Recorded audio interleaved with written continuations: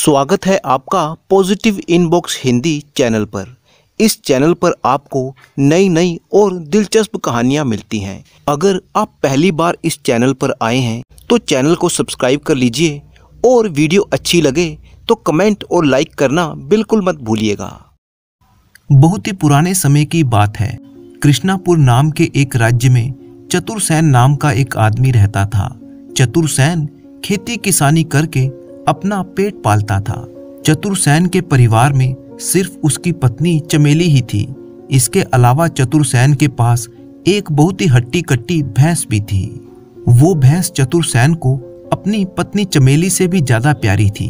चतुरसेन सुबह शाम उसे घास डालता, जल्दी उठकर सबसे पहले अपनी भैंस को नहलाता धुलाता और उसे चारा खिलाता। इसके बाद वो खेतों में काम करने के लिए निकल जाता। दोपहर के समय उसकी पत्नी खेतों में ही उसे खाना देकर आती। शाम ढलने पर चतुरसेन जब अपने घर में वापस आता तो सबसे पहले वो सीधा अपनी प्यारी भैंस के पास जाता, उसे चारा खिलाता और फिर उसका दूध निकालता। चतुरसेन की भैंस सुबह शाम 5-5 सेर दूध दिया करती थी, इसीलिए उसके घर में दूध, घी और मक्खन की कोई कमी नहीं थी। वो अपनी प्यारी भैंस का बहुत ही ख्याल रखता। जब भी चतुरसेन घर पर होता तो उसका अधिकतर समय अपनी प्यारी भैंस के पास ही गुजरता। उसकी भैंस भी उसे खूब अच्छी तरह से पहचानती थी। जब भी चतुरसेन उसके पास आता तो वो बड़े ही प्यार से सिर हिलाती और गले में बंधी हुई घंटी को बजाने लगती। कभी कभी वो चतुरसेन के पैर चाटने लगती। बस यूं मान लीजिए कि वो भैंस चतुरसेन के परिवार का एक अटूट सदस्य ही थी। जब भी चतुरसेन थका हारा अपने खेतों से वापस लौटता तो अपनी भैंस को देखकर उसकी सारी थकान दूर हो जाती। पूरे कृष्णापुर में चतुरसेन और उसकी प्यारी भैंस के खूब चर्चे होते थे। लेकिन एक रात को तो गजब हो गया। रात को सोने से पहले जब चतुरे ने अपनी भैंस को तबेले में आखिरी बार देखा तो भैंस वहीं पर थी, परंतु सुबह उठकर जब वो अपनी भैंस को नहलाने धुलाने गया तो भैंस वहां से गायब थी। ये देखकर चतुरसेन की सांसें ऊपर की ऊपर और नीचे की नीचे रह गई। सोचने लगा, अरे कहाँ गई मेरी भैंस। सोचते सोचते उसका कलेजा मुंह को आने लगा था। उसने जमीन पर गड़ी हुई मजबूत खूंटी को देखा जिसमें भैंस के गले में बंधी हुई रस्सी बंधी रहती थी। खूंटी सही सलामत अपनी जगह पर थी, लेकिन भैंस की रस्सी वहां पर नहीं थी। भैंस गायब थी। कुछ देर तो चतुरसेन अपने माथे पर हाथ रखे हुए वहां पर बैठा रहा। फिर अचानक वो जोर से चिल्लाया, अरे चमेली। उसकी पत्नी चमेली भागती हुई वहां पर आई। चतुरसेन ने कहा, भैंस गायब है। चमेली कहने लगी, क्या भैंस गायब है? कहाँ गायब है? क्यों गायब है? कब गायब हुई? एक ही सांस में चमेली ने सवालों की झड़ी लगा दी। अरे मुझे क्या मालूम, रात को तो देख कर गया था, तब यहीं पर थी और इस खूंटे से बंधी हुई थी। चतुरे ने जमीन में गड़े हुए खूंटे की ओर इशारा करते हुए चमेली से कहा। चमेली बोली, अरे खूंटे से बंधी थी तो गायब कैसे हो गई? कहीं आपने रस्सी खुली तो नहीं छोड़ दी थी? हाँ, बिल्कुल यही हुआ होगा। वैसे भी आप तो दुनिया के सबसे बड़े भुलक्कड़ हो। चतुरसेन झुंझला कर बोला, अरे नहीं रे, क्या बात करती है तू? पहले कभी रस्सी खुली छोड़ी है मैंने जो अब छोड़ूंगा? और फिर उसके गले में घंटी भी तो बंधी थी। अगर वह भागती तो उसके गले की घंटी भी जरूर बजती। और तू तो जानती है कि मेरी नींद कितनी कच्ची है। घंटी अगर बजती तो मैं जरूर उठ जाता, लेकिन मैं नहीं उठा, इसका मतलब घंटी नहीं बजी। ये कहने के बाद चतुर अपनी भैंस की याद में रोने लगा।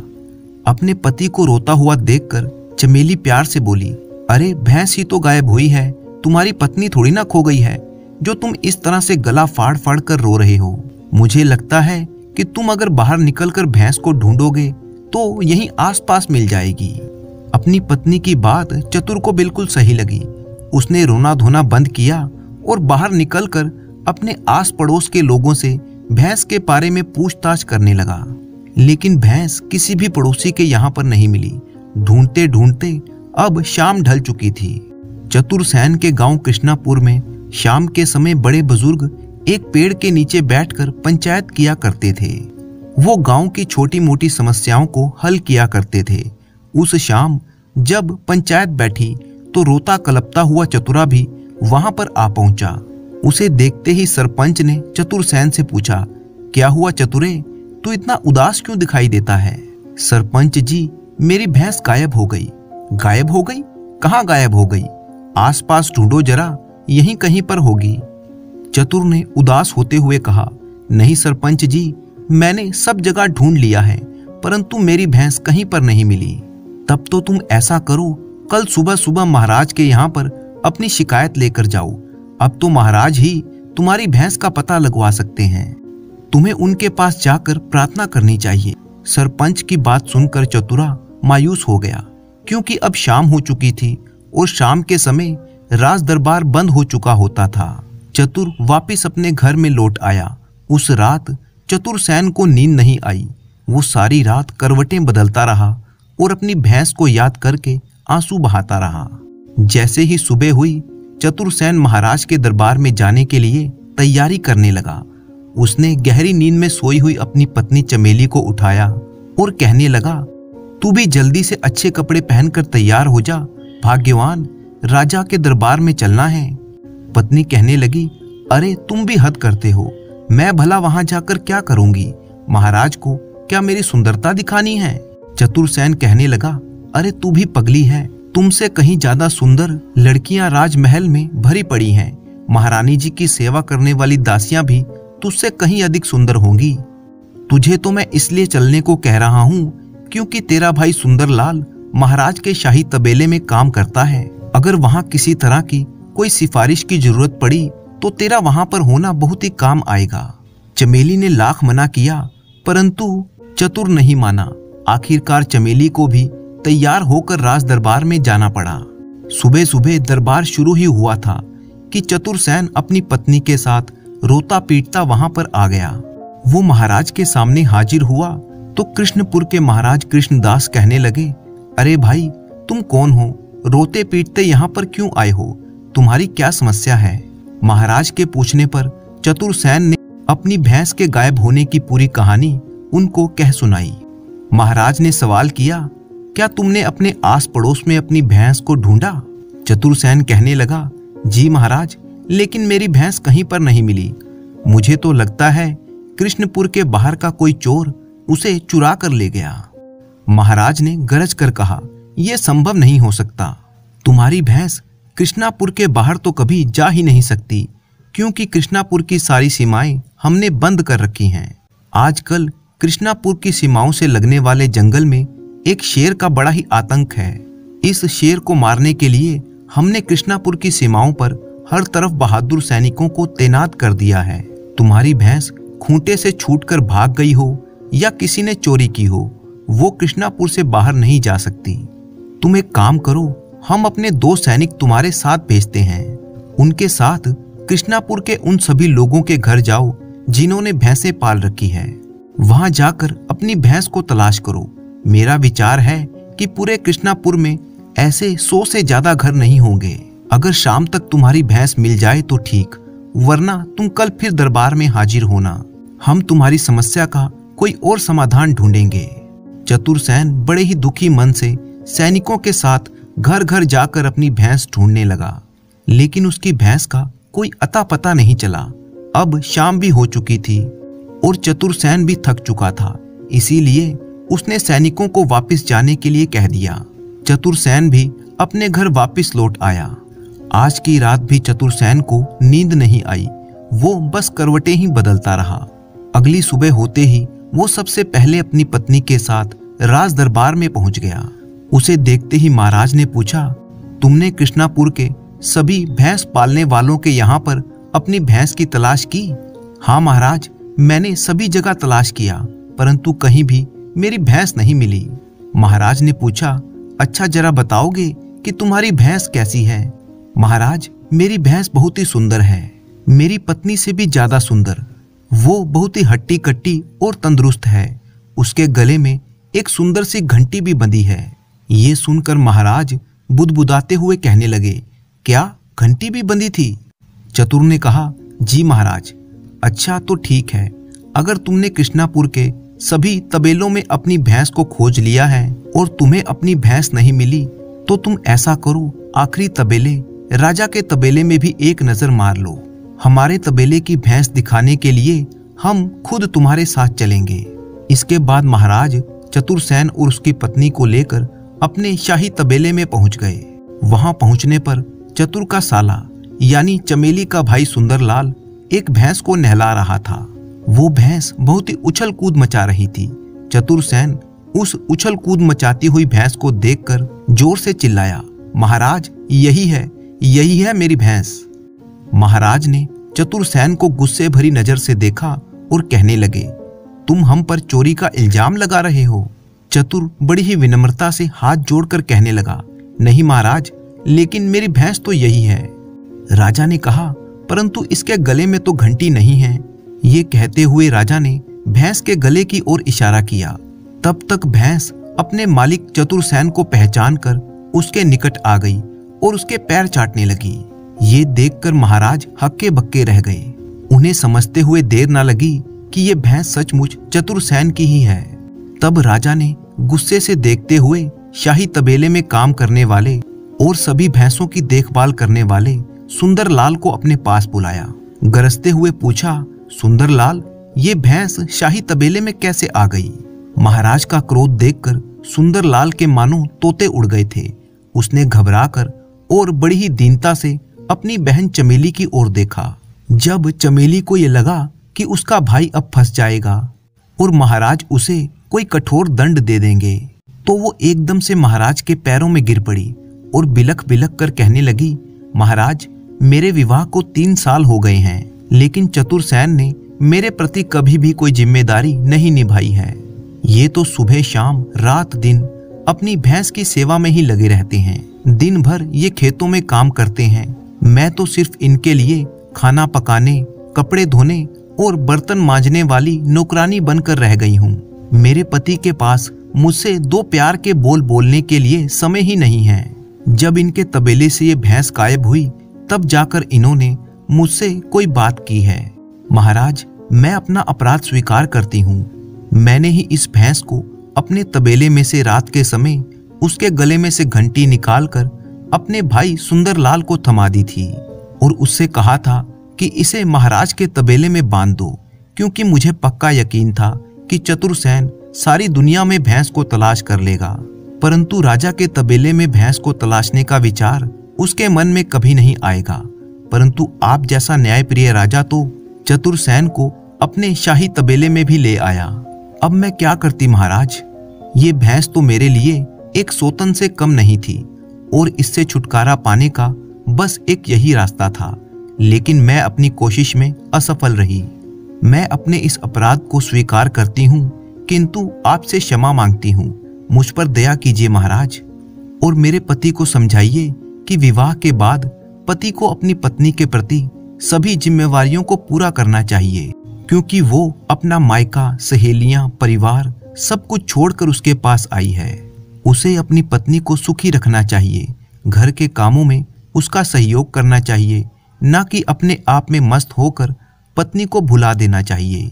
मैं अपने घर पर भी सभी काम करती थी, साथ ही साथ अपनी गाय भैंसों का भी ख्याल रखती थी, लेकिन मेरे पति मुझे इस भैंस को हाथ भी नहीं लगाने देते।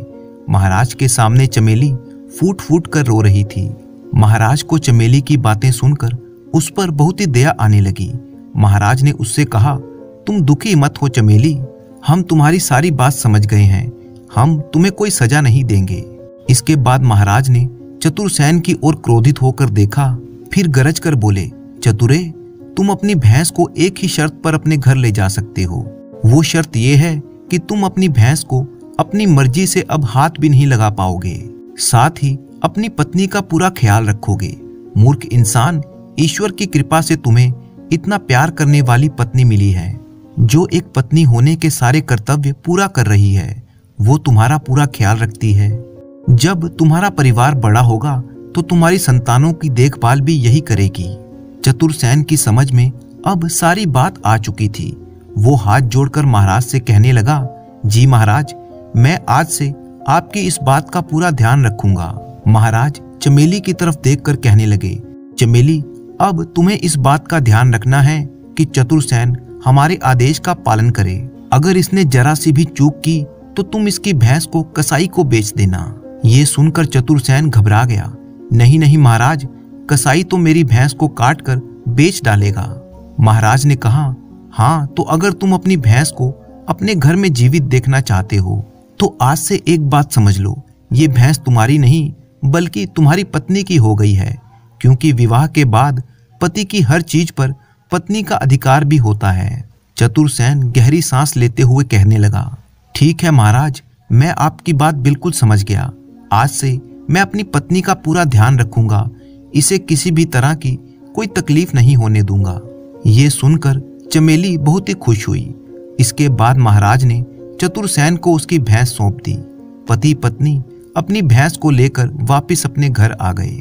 उस दिन के बाद से चतुरसेन अपनी पत्नी का पूरा ख्याल रखने लगा, जबकि चतुरे की पत्नी चमेली उसकी भैंस का ख्याल रखने लगी। पति पत्नी दोनों एक सुखमय जीवन बिताने लगे। इसी तरह की मजेदार कहानियां देखने के लिए चैनल को सब्सक्राइब कर लीजिए, वीडियो को लाइक कीजिए और कमेंट करना बिल्कुल मत भूलिएगा।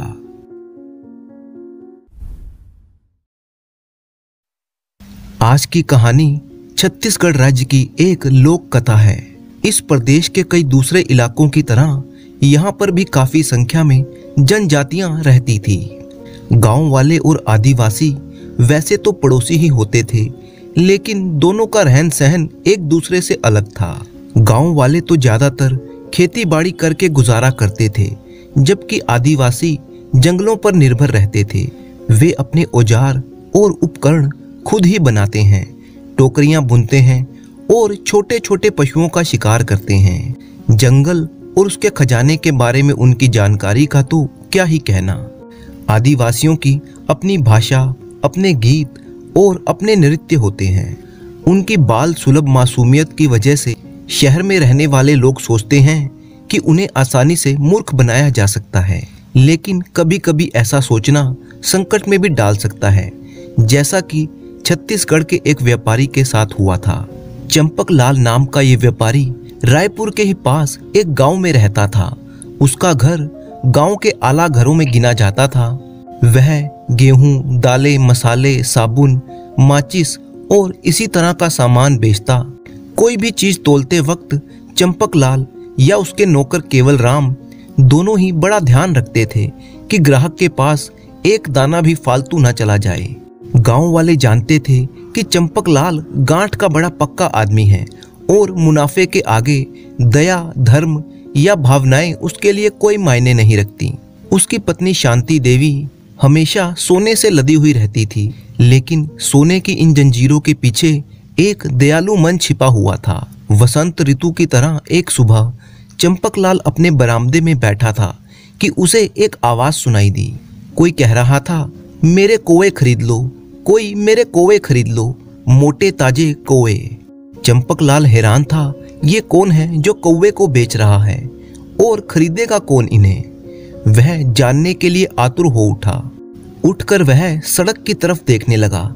एक अधनंगा आदिवासी सिर पर टोकरी उठाए हुए उसके घर की तरफ आ रहा था। उस आदमी ने अपनी कमर पर एक मैला सा कपड़ा लपेटा हुआ था। आदिवासी के कंधों से लटकती हुई कुल्हाड़ी से पता चलता था कि वो एक शिकारी है। वह जब नजदीक आया तो चंपक लाल ने उसे पुकारा। चंपक लाल ने कहा, क्यों भाई, क्या बेचते हो? आदिवासी ने जवाब दिया, कौवा बेचता हूं साहब। चंपक लाल बोला, दिखाओ तो सही। बरामदे में आकर आदिवासी ने अपना टोकरा रख दिया, फिर व्यापारी की तरफ देखकर मुस्कुराता हुआ बैठ गया। चंपक लाल ने देखा तो बस देखता ही रह गया। टोकरी के अंदर था एक मोटे काले तीतरों का जोड़ा, जिनका मांस बड़ा ही गर्म और बेशकीमती होता है। उनकी टांगें बंधी हुई थी और चितकबरे पंख धूप में चमक रहे थे। चंपक लाल ने मन में सोचा, कैसा मूर्ख आदमी है जो इतने कीमती पक्षियों को कौवा बता रहा है। फिर उसने आदिवासी से पूछा, कितने के हैं? आदिवासी बोला, एक जोड़े का 20 रुपए है साहब। व्यापारी ने कहा, मैं 15 रुपए से एक पैसा भी ज्यादा नहीं दूंगा। ये कहकर चंपक लाल घर के भीतर जाने लगा। नहीं नहीं साहब, आप तो बड़े दयालु हैं, कृपया करके इन्हें खरीद लीजिए। ये कहकर आदिवासी ने पक्षियों को बरामदे के ऊपर वाली सीढ़ी पर रख दिया। चंपकलाल खुद को शाबाशी देता हुआ मुड़ा। उसने गिनकर 15 रुपए आदिवासी के हाथ में थमा दिए। आदिवासी थोड़ा मुस्कुराया और सलाम ठोकते हुए पैसे रख लिए। चंपकलाल ने पूछा, तुम्हारा नाम क्या है? आदिवासी ने कहा, जी नत्थू। ठीक है नत्थू, अब तुम चलो।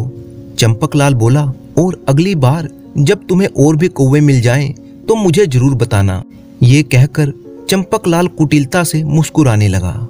चंपकलाल की पत्नी शांति देवी शुद्ध शाकाहारी थी, इसीलिए तीतर बरामदे में चूल्हे पर पकाए गए। जब उसकी पत्नी ने 2-2 तीतर देखे तो उसकी आंखें मारे हैरानी के खुली रह गईं। शांति देवी ने पूछा, कितने में खरीदा इन्हें? 15 रुपए में। चंपकलाल हंसता हुआ कहने लगा। उसने अपने पड़ोस के गांव से अपने मित्र को खाने की दावत दी और देर रात तक अपनी सूझबूझ पर बहुत ही खुश होता रहा। 10 दिन बाद चंपकलाल फिर से अपने बरामदे में बैठा था कि तभी उसने किसी को पुकारते हुए सुना, कोई मेरा सुंदर रंगना ले लो। वही आदिवासी अपने सिर पर तांबे का एक चमकता हुआ घड़ा उठाए चला आ रहा था और पुकार रहा था, कोई है जो मेरा सुंदर रंगना खरीद ले। चंपकलाल को आदिवासी का नाम जैसे रट गया था। उसने आवाज लगाई, अरे नत्थू, यह रंगना क्या है, जरा यहाँ तो ले आ। नत्थू बरामदे में गया और एक बार फिर से आकर बैठ गया। घड़े को अपने पास ही रख लिया। चंपकलाल एकटक उसे देखने लगा। बड़ा ही भारी और खूबसूरत माल है, उसने सोचा। वैसे तो घड़ा इस्तेमाल किया हुआ है और जगह जगह उसमें गड्ढे भी थे, पर रोशनी में कैसा चमकता था। इतना पुराना और भारी बर्तन कम से कम 1000 रुपए का तो होगा ही। चंपकलाल मन ही मन में सोच रहा था। तब उसने आदिवासी से कहा, तुम इसे क्या कहते हो? साहब, ये रंगना है। नत्थू दांत दिखाते हुए बोला, मेरी माँ का पुराना रंगना, लेकिन कितना मजबूत है, देखिए तो सही।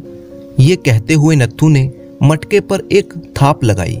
चंपकलाल ने पूछा, कितने लोगे इसके? नत्थू बोला, 100 रुपए साहब। चंपकलाल की बोहें टेढ़ी हो गई। बहुत ज्यादा है। वह बोला, कोई दूसरा ग्राहक ढूंढ लो अपने रंगना के लिए। नत्थू बोला, नहीं नहीं साहब, ऐसा मत कीजिए, आप बड़े अच्छे हैं साहब। अच्छा आप बताइए, आप कितने देंगे? चंपकलाल ने दृढ़ता से कहा, 80 रुपए। नत्थू के चेहरे की मुस्कान गायब हो गई। फिर भी उसने घड़ा उठाया, बरामदे में रखा और अपना हाथ आगे फैला दिया। चंपकलाल ने गिनकर 80 रुपए उसे दे दिए। चंपकलाल ने अपनी पत्नी को सारा किस्सा सुनाया और खूब हंसा। शांति देवी बार बार रंगना घुमाकर देखती जाती और हैरान होती जाती, लेकिन उसे उसमें कोई भी कमी नजर न आई। वो बोली, ये तो मोती है जो तुम्हें कोड़ियों के भाव मिल गया। अब तो चंपकलाल हर सुबह अपने बरामदे में बैठा नत्थू की राह ताकने लगा। वह उससे कुछ और खरीदने के लिए ललायित था। जिसने भी रंगना देखा था उसकी तारीफ की थी और उसे मुनाफे का सौदा बताया था। व्यापारी को रंगना खरीदे हुए अभी 7 ही दिन हुए थे। वह बरामदे में बैठा था कि उसे नत्थू आता हुआ दिखाई दिया। नत्थू चिल्लाते हुए जा रहा था, लपलोस लपलोस, अरे कोई मेरे अनमोल लपलोस खरीदेगा। चंपकलाल ने उसे आवाज दी और वह अपनी पुरानी जगह पर आकर बैठ गया। चंपकलाल ने पूछा, तो बताओ भाई, इस बार वह लपलोस क्या बेच रहे हो? ये लपलोस होता क्या है? देखिए साहब, आपने ऐसे अनमोल लपलोस पहली बार देखे होंगे। ये कहते हुए नत्थू ने एक चमड़े की पोटली निकाली।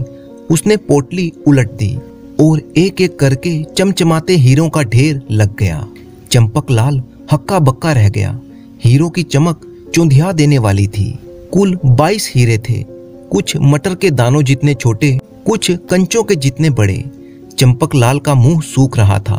वह किसी तरह बोला, कितने कितने पैसे हैं इन लपलोसों के? नत्थू पलक झपकाए बिना बोला, 10 लाख रुपए साहब। क्या 10 लाख?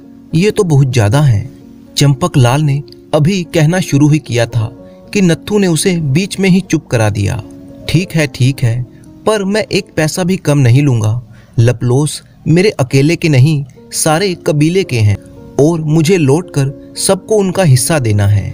चंपकलाल सोचने लगा, छत्तीसगढ़ में हीरों की खदानें तो है ही, लेकिन सबको खोदा नहीं गया है। इन आदिवासियों को जंगल का कोना कोना मालूम है।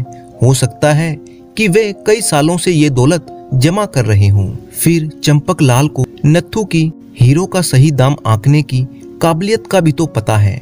वह सोचने लगा, अगर ये मूर्ख नत्थू 1000 रुपए का घड़ा सिर्फ 80 रुपए में बेच सकता है, तो जो हीरे ये 10 लाख के बेच रहा है उनकी असली कीमत क्या होगी। चंपकलाल का दिमाग ये सोचकर चकरा गया। उसने फैसला कर लिया था। वो बोला, अच्छा ठीक है, मैं तुम्हारे लपलोस खरीद लूंगा, लेकिन मुझे इतने रुपए इकट्ठा करने के लिए समय तो दो। नत्थू बोला, साहब आप कितने अच्छे हैं, कितने दयालु हैं। मैं अपनी पत्नी के मामा से मिलकर शाम तक यहीं पर लौटूंगा। ये कहकर नत्थू वहां से चला गया। उस दिन चंपकलाल ने अपना सारा सामान, जमा पूंजी, पत्नी के अधिकांश गहने बेच डाले और नत्थू के आने से कुछ समय पहले ही उसने 10 लाख रुपए जुटा लिए। और जब नत्थू वहां पर आया तो नत्थू के दांत भी चमक रहे थे और हीरे भी। सांझ हो चुकी थी। दीपक की रोशनी में हीरे चमचमा रहे थे। चंपकलाल ने हीरे गिने, उन्हें ठोक बजाकर देखा और फिर पैसे दे दिए। आदिवासी ने पैसों को कपड़े में बांधा और अपनी कुल्हाड़ी के साथ उसे भी अपने कंधों पर लटका लिया। फिर उसने चंपकलाल को सलाम बजाया और घने जंगल में गायब हो गया। हीरे लेकर चंपकलाल बहुत ही खुश था। मारे खुशी के उसे उस रात नींद ही नहीं आ रही थी। वह सारी रात करवटें बदलता रहा और सोच रहा था कि सुबह जब वो ये हीरे बेचेगा तो एक ही झटके में करोड़पति बन जाएगा। चंपकलाल सुबह जल्दी से तैयार हुआ और अपनी पत्नी को बताकर वह शहर के लिए निकल गया। शहर में पहुंचकर चंपकलाल एक जोहरी की दुकान पर पहुंचा। वो जोहरी चंपकलाल को पहले से ही जानता था। चंपकलाल को आते देखकर उसने कहा, राम राम सेठ जी, आज कैसे आना हुआ। चंपकलाल ने कहा, भाई आज तो बहुत ही जरूरी काम है। और फिर चंपकलाल ने वो हीरे उस जौहरी को दिखाए।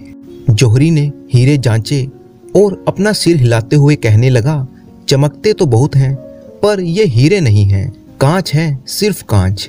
ये सुनते ही चंपकलाल के तो मानो होश ही उड़ गए। उसके पांव तले से जैसे जमीन ही खिसक गई। सस्ते सौदे और मुनाफे की सब योजनाएं धरी की धरी रह गईं। उसने तो सोचा था कि वह आदिवासी को मूर्ख बना रहा है, परंतु असल में नत्थू ने ये जाल फेंका था और चंपकलाल उसमें फंस गया। छत्तीसगढ़ के लोग ये कहानी कविता के रूप में सुनाते हैं, जो कि कुछ इस तरह से है। कौवा का धोखा में तीतर बिकाइस और बिकाइस रंगना, अब जो पड़े लपलोस धमाका, ना घर सोहे ना अंगना।